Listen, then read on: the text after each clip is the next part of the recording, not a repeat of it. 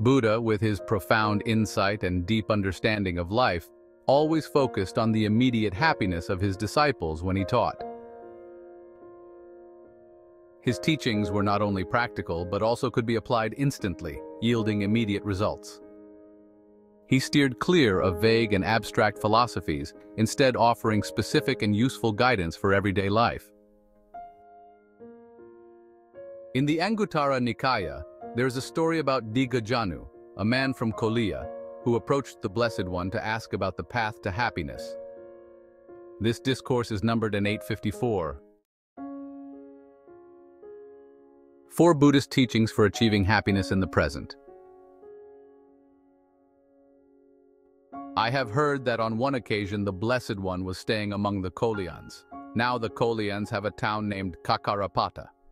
Then Dīghajāṇu the Kolian went up to the Buddha, bowed, sat down to one side, and said to the Buddha, "Sir, we are lay people who enjoy sensual pleasures and living at home with our children. We use sandalwood imported from Kasi, we wear garlands, perfumes, and makeup, and we accept gold and money. May the Buddha please teach us the Dhamma in a way that leads to our welfare and happiness in this life and in future lives."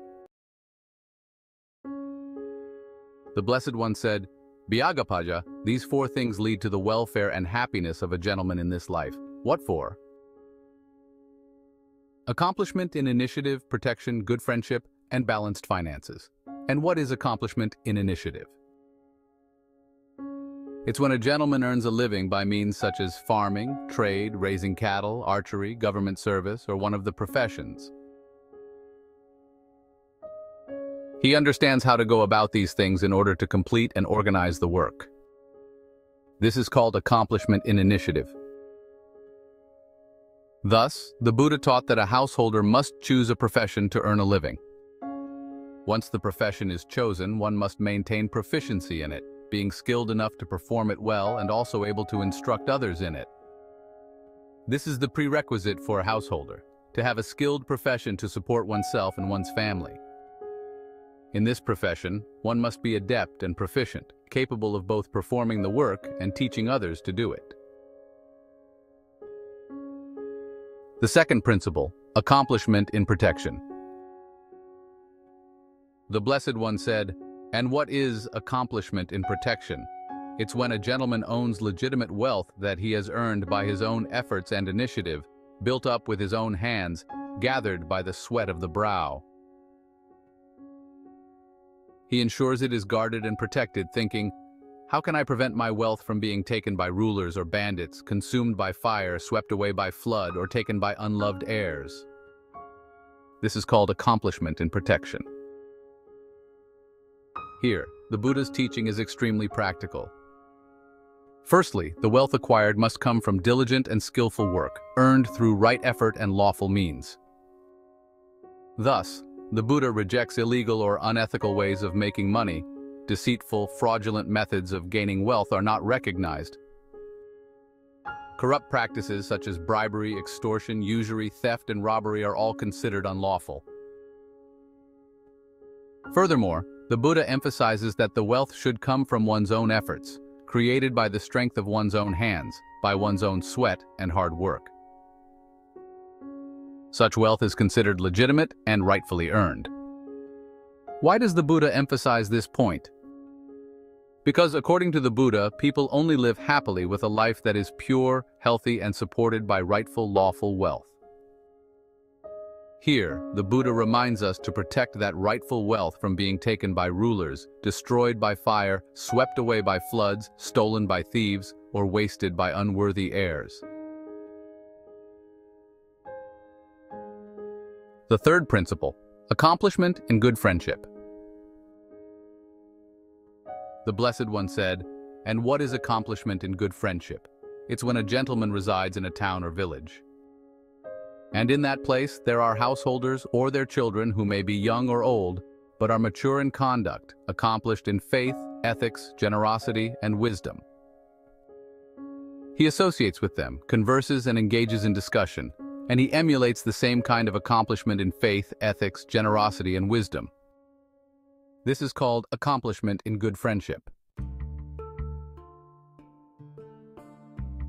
The fourth principle, accomplishment in balanced finances. And what is accomplishment in balanced finances? It's when a gentleman, knowing his income and expenditure, balances his finances, being neither too extravagant nor too frugal. He thinks, in this way, my income will exceed my expenditure, not the reverse. It's like an appraiser or their apprentice who, holding up the scales, knows that it's low by this much or high by this much. In the same way, a gentleman, knowing his income and expenditure, balances his finances, being neither too extravagant nor too frugal. He thinks, in this way, my income will exceed my expenditure, not the reverse. If a gentleman has little income but an opulent life, people will say, "This gentleman eats their wealth like a fig eater." If a gentleman has a large income but a Spartan life, people will say, "This gentleman is starving themselves to death." But a gentleman, knowing his income and expenditure, leads a balanced life, neither too extravagant nor too frugal, thinking, in this way my income will exceed my expenditure, not the reverse. This is called accomplishment in balanced finances. These are the four drains on one's store of wealth: being debauched in sex, being debauched in drink, being debauched in gambling, and having evil people as friends, associates, and companions. Just as if there were a great reservoir with 4 inlets and 4 drains, and a man were to close the inlets and open the drains, and the sky were not to pour down proper showers, the depletion of that great reservoir could be expected, not its increase. In the same way, these are the 4 drains on one's store of wealth: being debauched in sex, being debauched in drink, being debauched in gambling, and having evil people as friends, associates, and companions. These are the 4 inlets to one's store of wealth: not being debauched in sex, not being debauched in drink, not being debauched in gambling, and having admirable people as friends, associates, and companions. Just as if there were a great reservoir with 4 inlets and 4 drains, and a man were to open the inlets and close the drains, and the sky were to pour down proper showers, the increase of that great reservoir could be expected, not its depletion. In the same way, these are the 4 inlets to one's store of wealth: not being debauched in sex, not being debauched in drink, not being debauched in gambling, and having admirable people as friends, associates, and companions. These are the 4 things that lead to the welfare and happiness of a gentleman in this life. 4 principles for future happiness and well-being. The Blessed One said, "These 4 things lead to the welfare and happiness of a gentleman in future lives." What 4?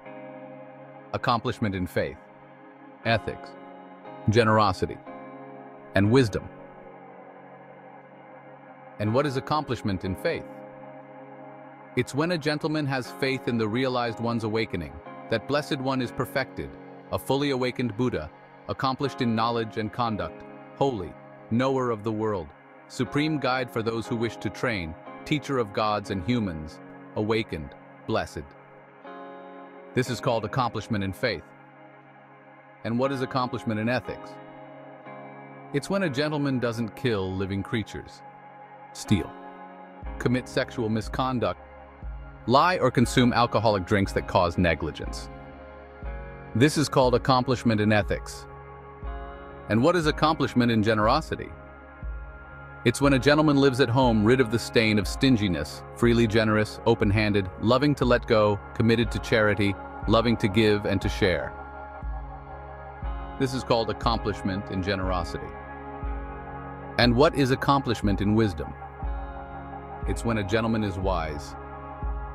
He has the wisdom of arising and passing away, which is noble, penetrative, and leads to the complete ending of suffering. This is called accomplishment in wisdom. These are the 4 things that lead to the welfare and happiness of a gentleman in future lives.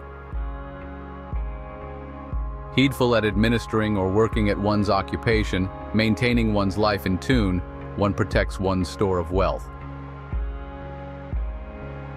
a person of conviction, consummate in virtue, magnanimous, free of selfishness, constantly clears the path to security in the lives to come. Thus, for one who seeks the household life, these 8 qualities leading to welfare and happiness both in this life and in lives to come have been declared by the one whose name is Truth. And this is how, for householders, generosity and merit increase. Conclusion. This discourse, with its 4 principles for building present happiness, offers us profound reflections. Firstly, the Buddha primarily teaches us to alleviate human suffering with the main goal of relieving suffering and bringing peace and happiness to people. The Blessed Teacher once said, "For 45 years of teaching, both in the past and now, I have taught only 2 things, suffering and the cessation of suffering." This means that he wants us to attain happiness and peace right in the present, not to wait until after death to enjoy it. Another point worth considering is that if we practice a particular teaching that is said to be the Buddha's, but during the practice we do not feel peace and happiness, it might be because we are practicing incorrectly, or it is not the Buddha's teaching. The Buddha's teachings are defined as sandithiko, visible here and now, akaliko, timeless, and ehipassiko, inviting to come and see. When we practice these teachings, we will immediately experience the peace and happiness they bring. We should also recognize the miraculous power of the Buddha's teachings. Although these 4 principles were taught over 2,500 years ago to Indian society, to Indian people, when applied in the present time, they still have the ability to bring happiness and peace to beings if we practice them thoroughly.